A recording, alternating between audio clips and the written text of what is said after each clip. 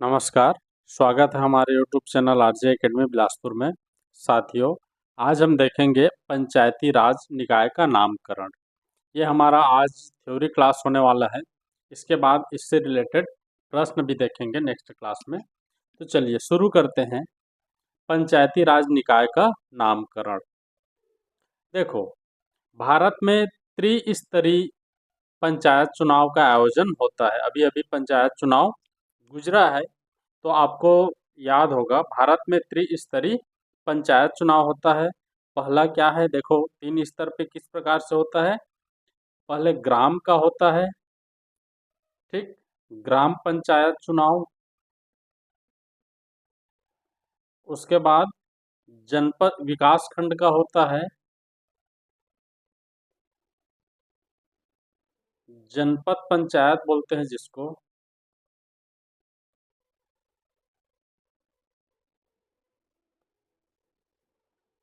उसके बाद जिला का होता है, ठीक, जिला पंचायत बोला जाता है। तो इसका मैं अलग से क्लास लूंगा, अभी केवल इसका बेसिक देखते हैं। ठीक है, इसमें क्या कौन कौन से पद होते हैं। एक होता है सरपंच, एक होता है उप सरपंच, और एक होता है पंच। ये तीनों चुन कर आते हैं, और यहाँ पर इसका शपथ कौन कराता है, सचिव। ये भी ग्राम सभा का एक सदस्य होता है। ठीक है, विकास खंड में, विकास खंड में जाएंगे तो यहाँ भी 3 होता है। एक होता है अध्यक्ष, एक होता है उपाध्यक्ष,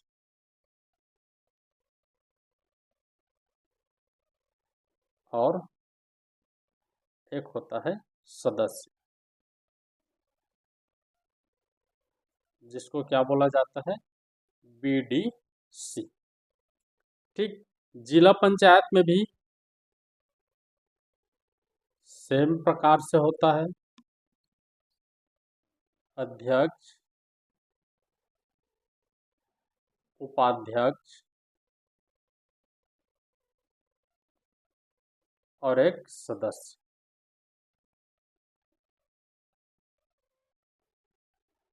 इसको क्या बोलते हैं, डीडीसी।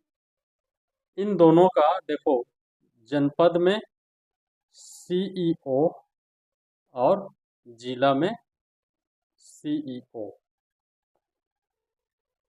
ठीक, तो इस प्रकार त्रिस्तरीय पंचायत चुनाव का गठन होता है, संरचना है।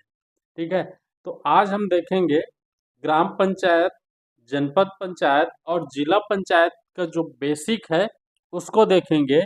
इससे रिलेटेड क्लास में नेक्स्ट क्लास में आपको बताऊंगा। तो चलिए देखते हैं पंचायती राज निकाय का नामकरण। ठीक, पंचायती राज निकाय का नामकरण भारत में कैसा है और छत्तीसगढ़ में कैसा है, इसको देखते हैं। ग्राम स्तर पे भारत में ग्राम पंचायत, भारत में क्या बोला जाता है, ग्राम पंचायत बोला जाता है, और छत्तीसगढ़ में भी ग्राम पंचायत बोला जाता है। ये ग्राम स्तर पर। ठीक, और छत्तीसगढ़ में ग्राम पंचायतों की संख्या कितनी है, यहाँ लिखो, छत्तीसगढ़ में संख्या, ग्राम पंचायतों की संख्या कितनी है, 11,664। याद रखेंगे, पूछ देता है कभी कभी। आज थ्योरी क्लासेस चल रहा है, ऑब्जेक्टिव नेक्स्ट क्लास में देखेंगे। अब देखो, ब्लॉक स्तर या खंड स्तर पे भारत में क्या बोला जाता है, पंचायत समिति, पंचायत समिति बोला जाता है। जबकि हमारे छत्तीसगढ़ में क्या बोला जाता है, जनपद पंचायत।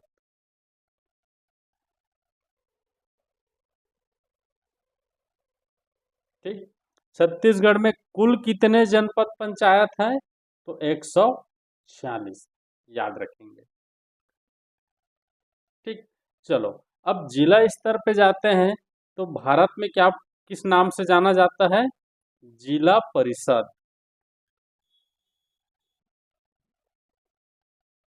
ठीक। और हमारे छत्तीसगढ़ में जिला पंचायत। यहाँ से प्रश्न बनते हैं भाई, बहुत सारे प्रश्न बनते हैं। टोटल कितने जिला पंचायत है भाई? 33। ठीक, तो इसको याद रखेंगे। और बाकी अन्य राज्य, ठीक है, टोटल भारत में 28 राज्य, उनके बारे में देखेंगे कि किस राज्य में किस नाम से जाना जाता है। ठीक, उससे पहले देखते हैं पंचायत चुनाव में उम्मीदवारों की जमानत राशि। ठीक, जमानत राशि देखते हैं कितना कितना जमानत राशि है। पंचायत चुनाव में उम्मीदवारों की जमानत राशि। ठीक है, मैंने यहाँ पर इसको एक ढांचा से समझने का प्रयास किया है। देखो यहाँ पद है, यहाँ अनारक्षित वर्ग के लिए कितना है और यहाँ आरक्षित वर्ग के लिए कितना है, साथ में चलते चले देखते हुए चलेंगे ताकि आपको कोई कंफ्यूजन ना हो। देखो पंच के लिए यदि अनारक्षित वर्ग से है तो 50 रुपए की जमानत राशि जमा करना होगा। ठीक, यदि कोई व्यक्ति पंच में खड़ा होता है, ठीक है, पंच का उम्मीदवार है और अनारक्षित वर्ग से है तो उनको 50 रुपए की जमानत राशि जमा करना होगा। यदि आरक्षित वर्ग से है तो आरक्षित वर्ग से है तो 25 रुपए की जमानत राशि जमा करना पड़ेगा। ठीक, आरक्षित वर्ग में कौन कौन शामिल है जी? ठीक है, कंफ्यूज नहीं होना। आरक्षित वर्ग मतलब क्या है? एससी, एसटी, ओबीसी, ठीक, व महिला वर्ग, व महिला वर्ग शामिल है। ठीक, इसको याद रखेंगे। सरपंच पद के लिए, सरपंच पद के लिए यदि अनारक्षित है तो 1000 रुपये और आरक्षित है तो 500 रुपये। ठीक, चलिए, अनारक्षित है तो 1000 रुपये, आरक्षित है तो 500 रुपये। उसी प्रकार जनपद पंचायत सदस्य के लिए यदि अनारक्षित है तो 2000 रुपये जमानत राशि है और आरक्षित वर्ग से है तो 1000 रुपये जमानत राशि है। ठीक है, सीजी व्यापम में इससे बहुत सारे क्वेश्चन आते हैं तो याद रखेंगे। जिला पंचायत में, ठीक, अनारक्षित वर्ग से है तो 4000 रुपये और आरक्षित वर्ग से है तो 2000 रुपये। ठीक है, इतना आया समझ में। पंच के लिए अनारक्षित है तो 50 रुपये, आरक्षित है तो 25 रुपये।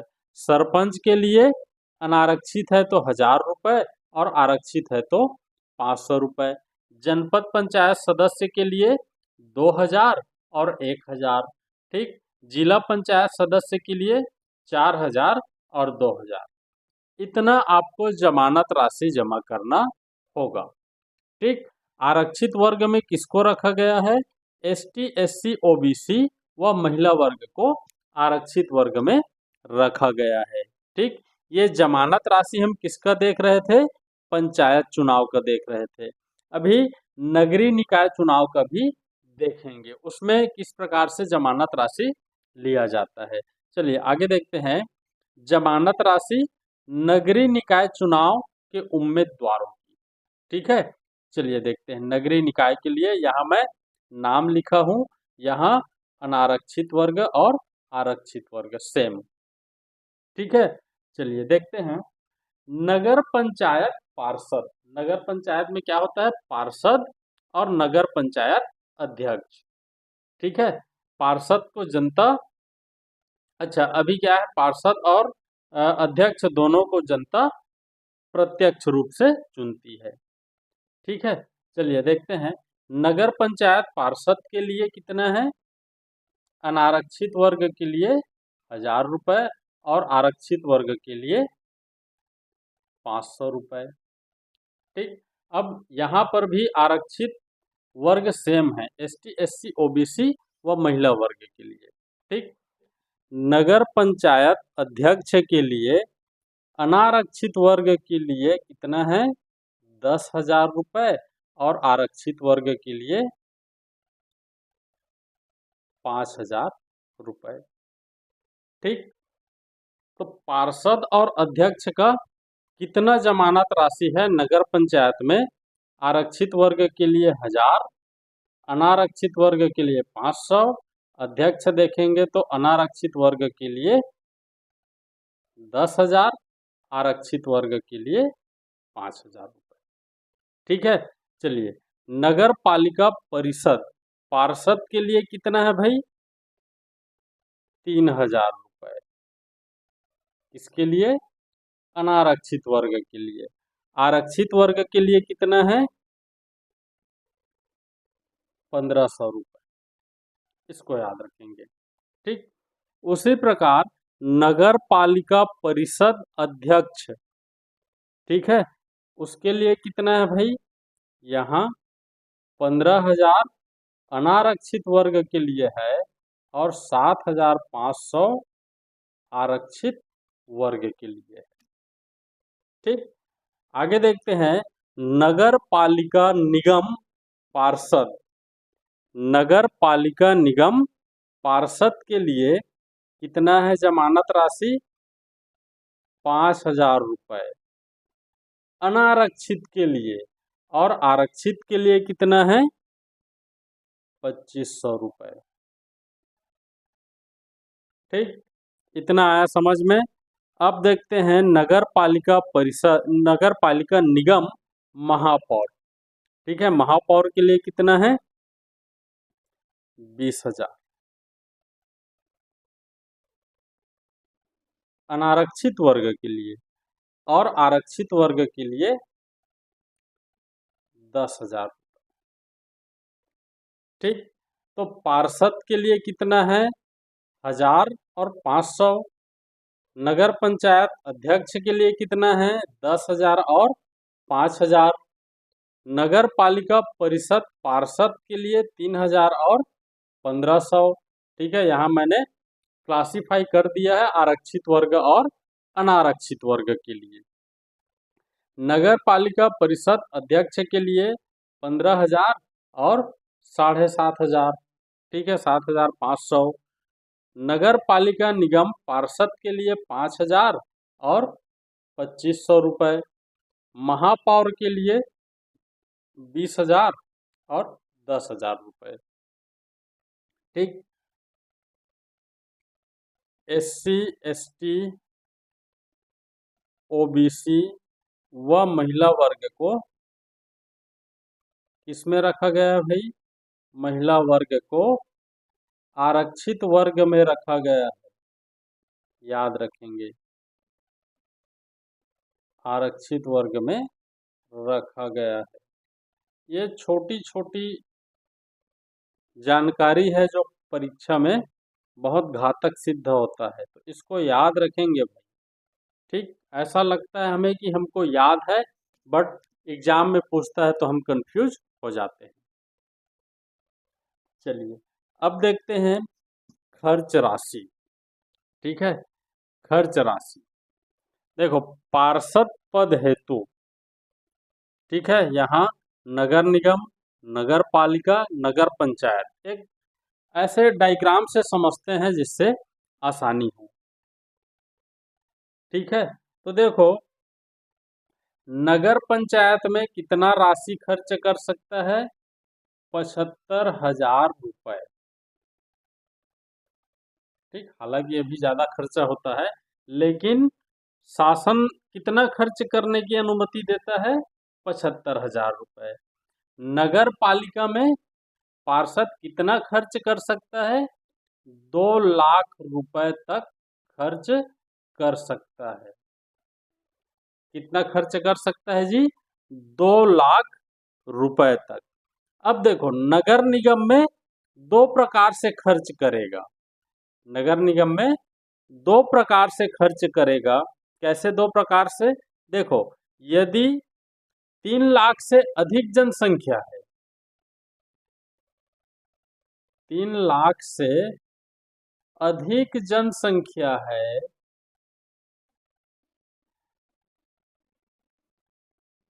तब कितना खर्च करेगा? 8 लाख रुपए।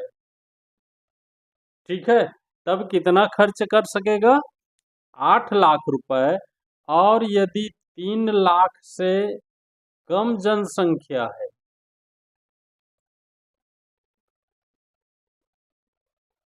ठीक है, तो कितना खर्च कर सकेगा? 5 लाख रुपए। याद रखना भाई। ठीक, इतना आया समझ में। उसी प्रकार महापौर और अध्यक्ष के लिए देखो। ठीक, महापौर और अध्यक्ष के लिए नगर पंचायत में कितना खर्च कर सकता है? 6 लाख रुपए। ठीक है, खर्च राशि ये इसमें नगरीय निकाय चुनाव के उम्मीदवारों। ठीक है, चलिए अब देखिए ये, ठीक है, इसको हटा देंगे भाई, प्रिंटिंग मिस्टेक है। तो नगर पंचायत अध्यक्ष को कितना खर्च कर सकता है? 6 लाख रुपए तक की राशि खर्च कर सकता है। अब देखो नगर पालिका में आते हैं, तो यहाँ पर देखो, यदि 50,000 से अधिक जनसंख्या है, 50,000 से अधिक जनसंख्या है, तब कितना खर्च कर सकेगा? 10 लाख रुपए। कौन? अध्यक्ष। ठीक है, और 50,000 से कम जनसंख्या है,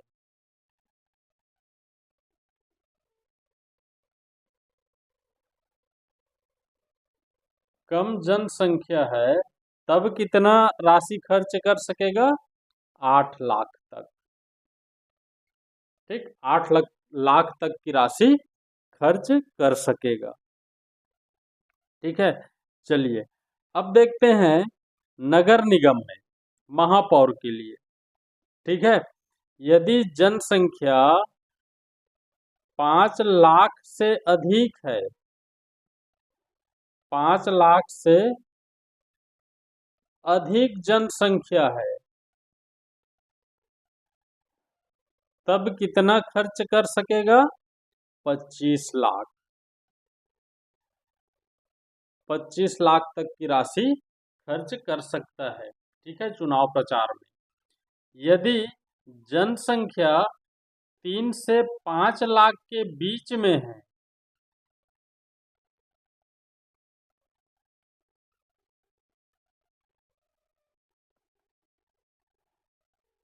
तब कितना खर्च कर सकेगा भाई? 20 लाख रुपए। और यदि जनसंख्या 3 लाख से कम है,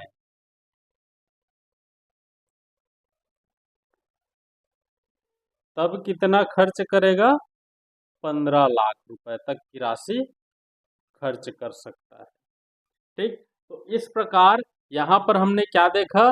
नगर निगम, नगर पालिका, नगर पंचायत में पार्षद हेतु व्यय राशि, खर्च की गई राशि कितना खर्च कर सकता है, इसको यहाँ पे देखा।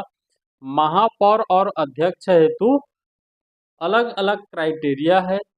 ठीक है, नगर पंचायत में 6 लाख रुपए, नगर पालिका में जनसंख्या निर्धारित करेगा, यदि 50,000 से अधिक है तो 10 लाख, और 50,000 से कम जनसंख्या है तो 8 लाख रुपए तक की राशि चुनाव प्रचार में व्यय कर सकता है। उसी प्रकार महापौर के लिए यदि जनसंख्या 5 लाख से अधिक है तो 25 लाख तक की राशि व्यय कर सकता है। यदि जनसंख्या 3 लाख से 5 लाख के बीच में है तो 20 लाख तक की राशि व्यय कर सकता है। और यदि जनसंख्या 3 लाख से कम है तो 15 लाख तक की राशि चुनाव प्रचार में खर्च कर सकता है। ठीक है, इतना आया समझ में। यहीं से प्रश्न बनते हैं। ठीक है, चलिए आगे देखते हैं। पंचायत में सदस्यों की संख्या एवं चुनाव। ठीक, अब देखो फिर से आ गया पंचायत, नगरीय निकाय से पंचायत में फिर से आ गए। ठीक, तो देखो पंच, पंच में न्यूनतम 10, इधर मैं न्यूनतम लिखता हूं और ये अधिकतम है। एक ग्राम पंचायत में, ठीक है, कम से कम 10 पंच होना चाहिए और अधिक से अधिक 20 पंच होना चाहिए। कहने का तात्पर्य यह है कि न्यूनतम 10 वार्ड होना चाहिए और अधिकतम 20 वार्ड होना चाहिए, क्योंकि एक वार्ड से एक ही पंच चुन करके आते हैं। ठीक है, तो वार्ड और क्षेत्र इसीलिए मैं लिखा हूँ। ठीक है, एक पंचायत में कम से कम 10 पंच होना चाहिए और अधिक से अधिक 20 होना चाहिए। ठीक है, कम से कम 10 तो होना ही चाहिए, 10 के बाद 11 हो सकता है, 12 हो सकता है, 19 हो सकता है, 20 हो सकता है, लेकिन 20 से 21 नहीं होना चाहिए। और इधर न्यूनतम देखें तो 10 से 9 नहीं होना चाहिए। मतलब एक पंचायत में 10 से 20 वार्ड होना चाहिए। ठीक है, होना ही चाहिए। और इसका चुनाव प्रक्रिया कैसे होगा जी? प्रत्यक्ष होगा, सीधा जनता के द्वारा होगा। ठीक है, इसका चुनाव प्रक्रिया कैसे होगा? सीधा जनता के द्वारा होगा। ठीक है, छत्तीसगढ़ में कितने वार्ड हैं टोटल? ठीक, कितने हैं भाई? 1,60,725 वार्ड छत्तीसगढ़ में है। ठीक, चलिए अब देखते हैं सरपंच। तो एक ग्राम पंचायत में सरपंच कितना होगा जी? या तो न्यूनतम देख लो तो न्यूनतम 1 होना चाहिए, या अधिकतम देखो तो भी 1 होना चाहिए। 1 से न ज्यादा न 1 से कम। किसी ग्राम पंचायत में सरपंच कितने होते हैं? केवल और केवल एक ही होते हैं। और इसका चुनाव भी क्या होता है भाई? प्रत्यक्ष होता है, सीधा जनता के द्वारा किया जाता है। ठीक, छत्तीसगढ़ में कितने सरपंच हैं?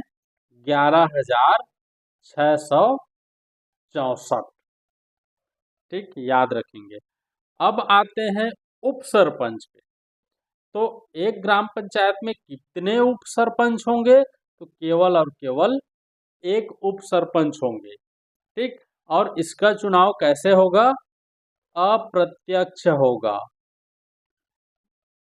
ठीक, जब पंचायत का गठन पढ़ेंगे तो पंच, सरपंच, उप सरपंच, ये अलग अलग चैप्टर है, अलग अलग क्लासेस होंगी इनकी, तो वहां पर और डिटेल से बताएंगे। अभी इनकी बेसिक जानकारी। अब देखो अप्रत्यक्ष कैसे है? अप्रत्यक्ष कैसे है?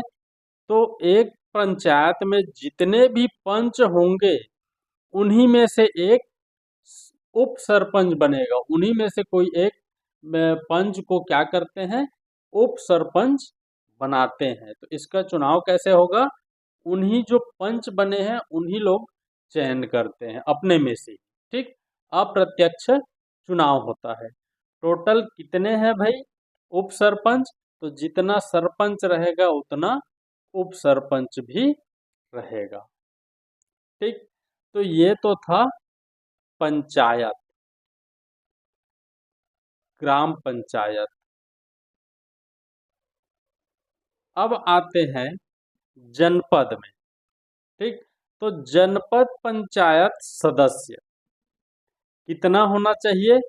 कम से कम 10 और अधिक से अधिक 25। ठीक, कम से कम में कितना क्षेत्र होना चाहिए? जनपद पंचायत सदस्य क्षेत्र क्रमांक 1, 2, 3 ऐसे करके चुनाव प्रचार में सुनते होंगे। जनपद पंचायत क्षेत्र क्रमांक 15 से अमुक आदमी को, ऐसा करके प्रचार सुनते होंगे। तो कितना होना चाहिए? 10 से 25। कम से कम 10 तो होना ही चाहिए और अधिक से अधिक 25 होना चाहिए। इसका चुनाव कैसे होता है जी? सदस्य का चुनाव प्रत्यक्ष होता है। ठीक, इसका चुनाव जनता के द्वारा सीधा प्रत्यक्ष होता है। अब देखो, टोटल जनपद पंचायत सदस्य कितने हैं?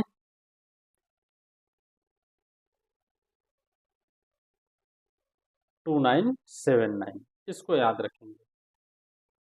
ठीक, अब देखो, जनपद पंचायत अध्यक्ष कितना होगा?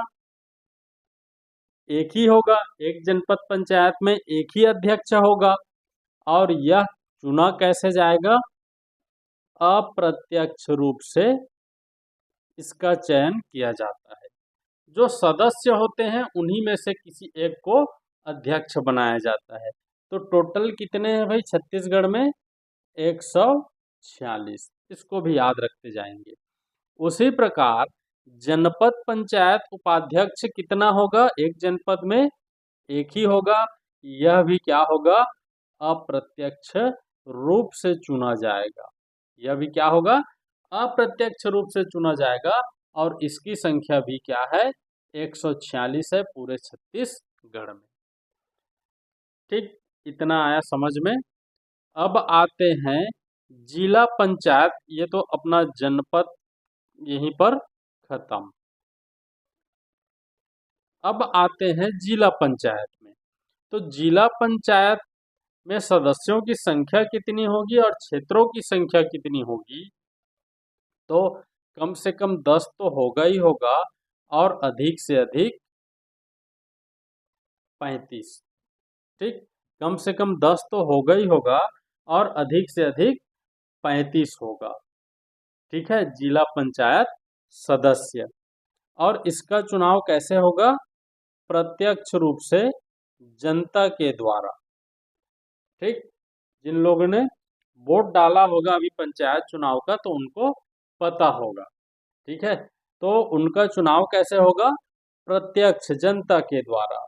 ठीक, छत्तीसगढ़ में टोटल कितने जिला पंचायत सदस्य हैं या जिला पंचायत क्षेत्र हैं? तो टोटल 400। ठीक है, अब आगे देखते हैं जिला पंचायत अध्यक्ष। तो एक जिला में एक ही अध्यक्ष होगा, और इसका चुनाव कैसे होगा जी? अप्रत्यक्ष रूप से। इसका चुनाव कैसे होगा? अप्रत्यक्ष रूप से। जो जिला पंचायत के सदस्य होते हैं, जो अपने अपने क्षेत्र से चुनकर आते हैं, उनमें से ही किसी एक को जिला पंचायत का अध्यक्ष बनाया जाता है। ठीक, और छत्तीसगढ़ में टोटल कितने जिला पंचायत अध्यक्ष हैं? तो हर जिले में एक, तो 33 जिला है। तो 33 जिला पंचायत अध्यक्ष छत्तीसगढ़ में है। ठीक है, अब देखो आगे है जिला पंचायत उपाध्यक्ष। तो यह भी क्या होगा? एक ही होगा, और यह भी अप्रत्यक्ष रूप से चुना जाएगा। यह भी क्या है? अप्रत्यक्ष रूप से चुना जाएगा, और इसकी संख्या भी कितनी है? 33। ठीक, इतना आया समझ में। चलिए इसको याद रखेंगे भाई। ठीक, इसका पीडीएफ चाहिए तो मैं पीडीएफ दे दूंगा आपको। ठीक है, चलिए आगे देखते हैं। छत्तीसगढ़ पंचायती राज में वार्ड एवं सदस्य की संख्या। तो अभी देखे हैं भाई, छत्तीसगढ़ पंचायती राज जैसे वार्ड या ग्राम पंचायत में कितना होना चाहिए? न्यूनतम 10 और अधिकतम 20। ठीक, जनपद पंचायत में न्यूनतम 10 और अधिकतम 25। जिला पंचायत सदस्य क्षेत्र न्यूनतम 10 और अधिकतम 35। इतना तो होना ही चाहिए। ठीक, इतना तो होना ही चाहिए। न्यूनतम 10 होना चाहिए और अधिकतम 20, 25 और 35 ग्राम, जनपद और जिला के लिए। ठीक, तो इसको भी याद रखेंगे भाई। न्यूनतम 10 तो तीनों के लिए होना ही चाहिए। ग्राम पंचायत के लिए अधिकतम 20, जनपद पंचायत के लिए अधिकतम 25 और जिला पंचायत के लिए अधिकतम 35। ठीक, चलिए आगे देखते हैं नगरीय निकाय।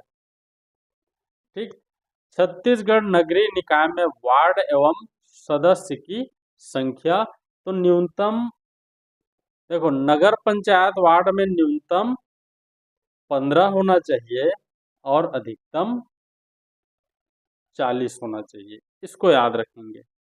ठीक, नगर पालिका परिषद में न्यूनतम 15, ये भी सेम है, और अधिकतम 40, ये दोनों क्या है, सेम है।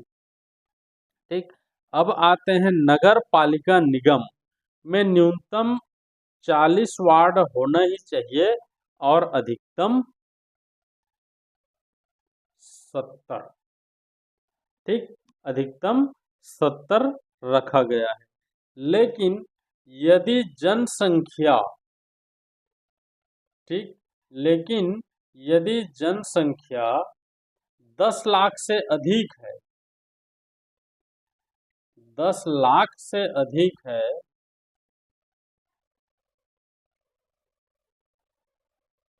तब वार्डों की संख्या अधिकतम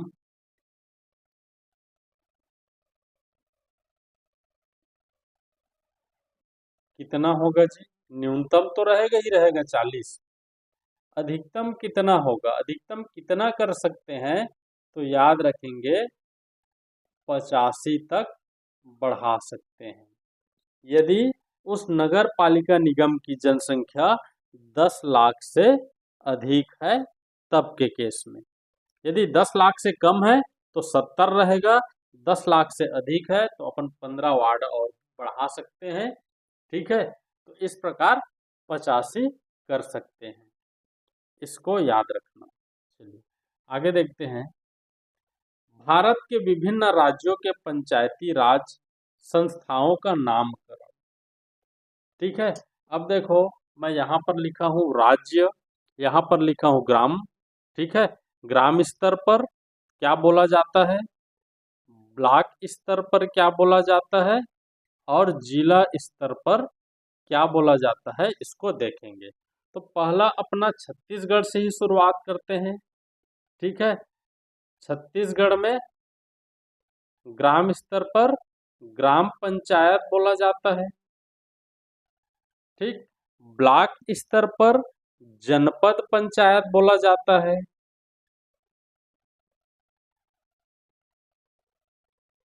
ठीक, और जिला स्तर पर जिला पंचायत बोला जाता है। याद रखना भाई, यहां से प्रश्न बनते हैं। ठीक, अब आते हैं मध्य प्रदेश। ये पहला छत्तीसगढ़, दूसरा आते हैं मध्य प्रदेश।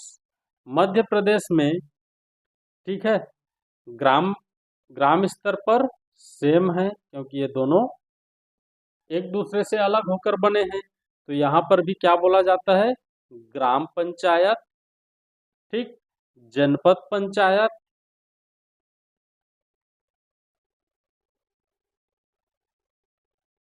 और जिला पंचायत।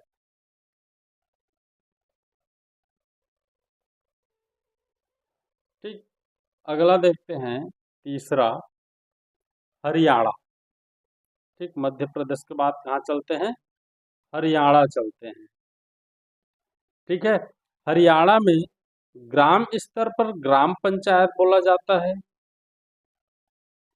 ग्राम स्तर पर ग्राम पंचायत ही बोला जाता है, बट ब्लॉक स्तर पर क्या होगा, पंचायत समिति। ब्लॉक स्तर पर क्या बोला जाता है, पंचायत समिति। और जिला स्तर पर जिला परिषद, जिला स्तर पर जिला परिषद बोला जाता है। ठीक, तो इसको भी याद रखेंगे। फिर चलते हैं हिमाचल प्रदेश,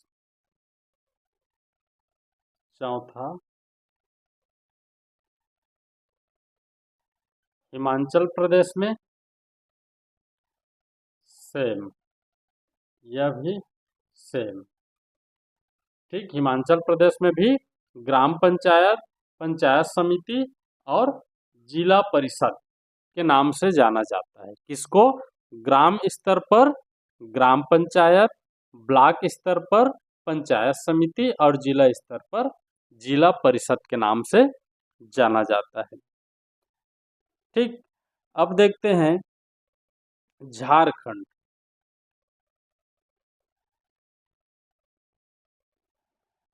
झारखंड में ग्राम पंचायत, ठीक, उसके बाद इसको क्या बोला जाएगा? पंचायत समिति।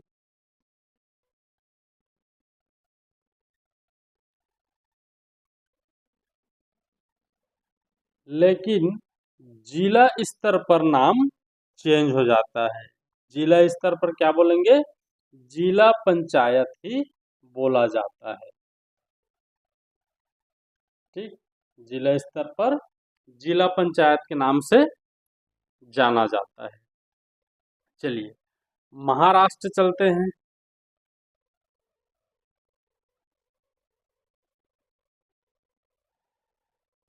महाराष्ट्र में ग्राम पंचायत, अब मैं थोड़ा शॉर्टकट में निपटा रहा हूँ, ठीक है। ग्राम पंचायत, फिर पंचायत समिति,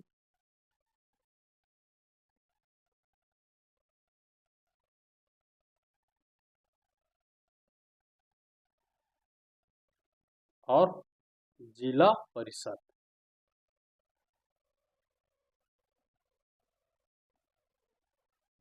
ठीक, सातवां देखते हैं ओडिशा।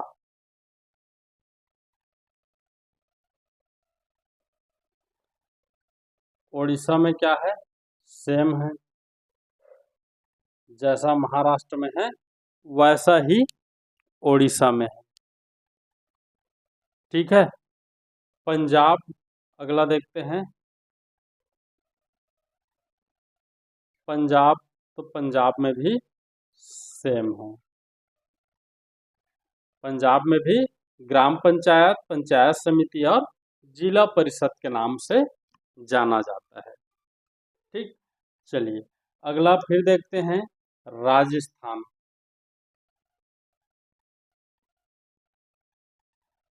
राजस्थान में भी सेम है भाई, याद रखेंगे।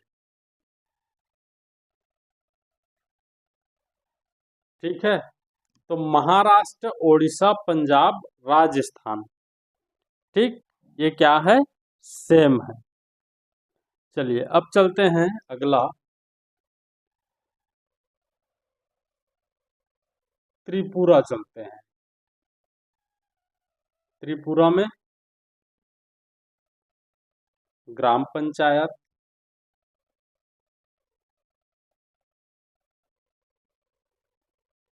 ठीक, ब्लॉक स्तर पर पंचायत समिति,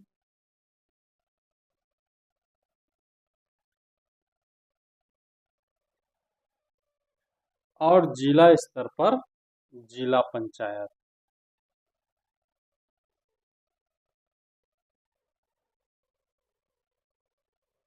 ठीक है जी, चलो 11वां देखते हैं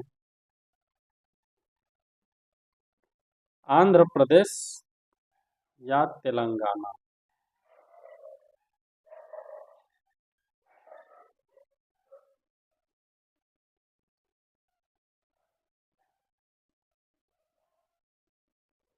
आंध्र प्रदेश या तेलंगाना, ठीक है। तो यहाँ पर ग्राम स्तर पर ग्राम पंचायत, ब्लॉक स्तर पर मंडल परिषद के नाम से जाना जाता है।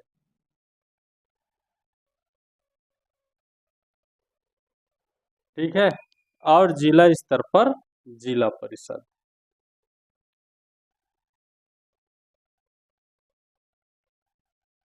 इतना याद रखेंगे भाई। चलिए 12वां देख लेते हैं गुजरात।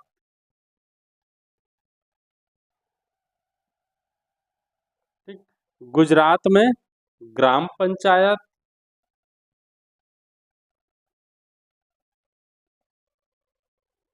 ठीक। ब्लॉक स्तर को तालुका परिषद, ब्लॉक स्तर पर तालुका परिषद, ठीक। और जिला स्तर पर, जिला स्तर पर जी, जिला पंचायत।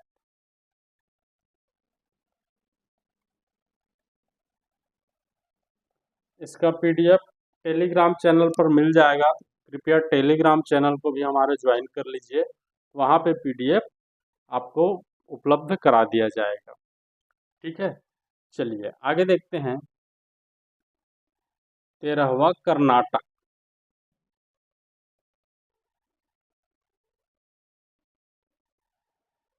कर्नाटक में ग्राम पंचायत,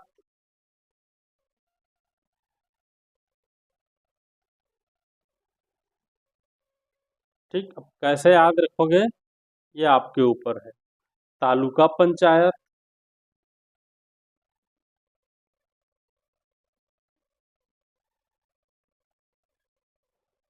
और जिला पंचायत।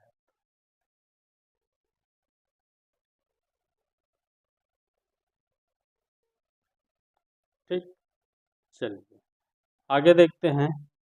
अरुणाचल प्रदेश।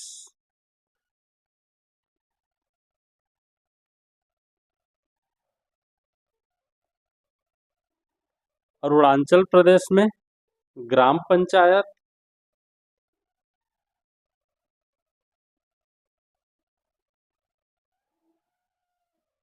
अंचल समिति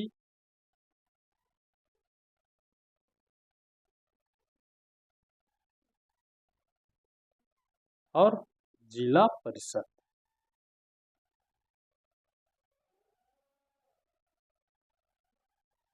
ठीक है, चलिए आगे देखते हैं। पश्चिम बंगाल में,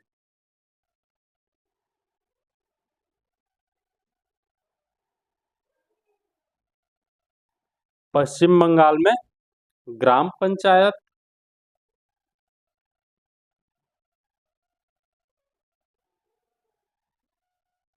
आंचलिक परिषद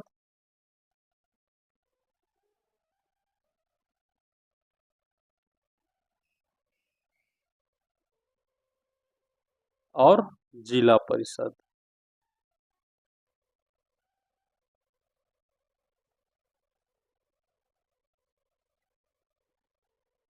और देखते हैं असम। असम में ग्राम पंचायत को गोअन पंचायत बोला जाता है। ग्राम पंचायत को क्या बोला जाता है? गोअन पंचायत। ठीक। आंचलिक पंचायत। देखो, हर स्टेट में अलग अलग नाम से जाना जा रहा है, तो ये सब आपको याद रखना है भाई। मैं यहाँ पर पूरा नोट करा देता हूँ। ठीक है, उसके बाद बिहार चलते हैं।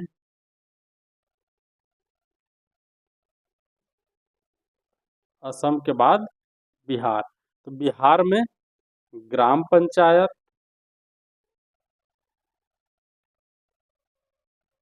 फिर ब्लॉक को पंचायत, और उसके बाद जिला को जिला परिषद।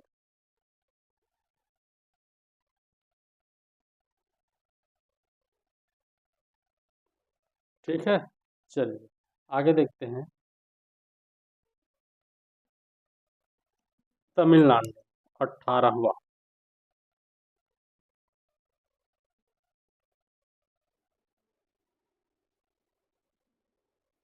ठीक, तो तमिलनाडु में ग्राम पंचायत, पंचायत संघ, ब्लॉक स्तर को क्या बोला जाता है? पंचायत संघ। ठीक है, और जिला को जिला पंचायत। तो नोट ही कर लेना था क्या, बहुत टाइम लग रहा है। चलिए 18 तो बना चुके, और देखते हैं। 19 उत्तर प्रदेश। उत्तर प्रदेश में क्या क्या बोला जाता है भाई? ग्राम को ग्राम पंचायत ही बोला जाता है। ग्राम को ग्राम पंचायत ही बोला जाता है, और ब्लॉक को क्षेत्र पंचायत। ब्लॉक को क्षेत्र पंचायत और जिला को जिला पंचायत। तो अलग अलग जगह में अलग अलग नाम से जाना जाता है। तो आज का हमारा टॉपिक ही था, ठीक है, पंचायती राज का नामकरण, इसलिए मैं पूरा डिटेल से आपको बता रहा हूँ। ठीक है, आज हम थ्योरी क्लास कर रहे हैं, नेक्स्ट क्लास में इसका ऑब्जेक्टिव भी करेंगे, तो उस समय आपको पता होना चाहिए भाई। अगला देखते हैं उत्तराखंड।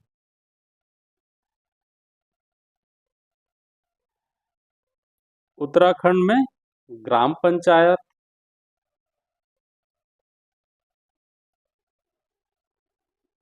ब्लॉक को क्या बोला जाता है? मध्यवर्ती पंचायत।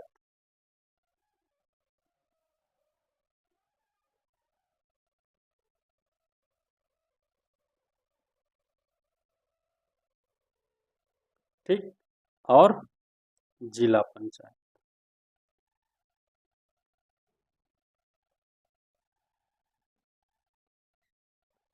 ठीक है, चलिए 21 नंबर देखते हैं, केरल। केरल हो गया, गोवा, मणिपुर, सिक्किम।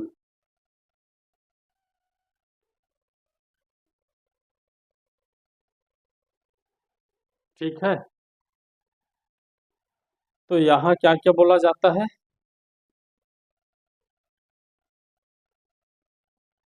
ग्राम पंचायत, प्रखंड पंचायत,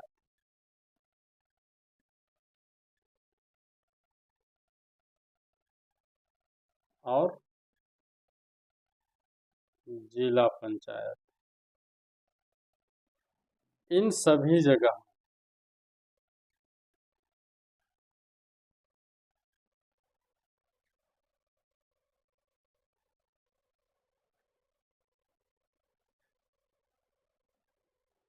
ठीक है,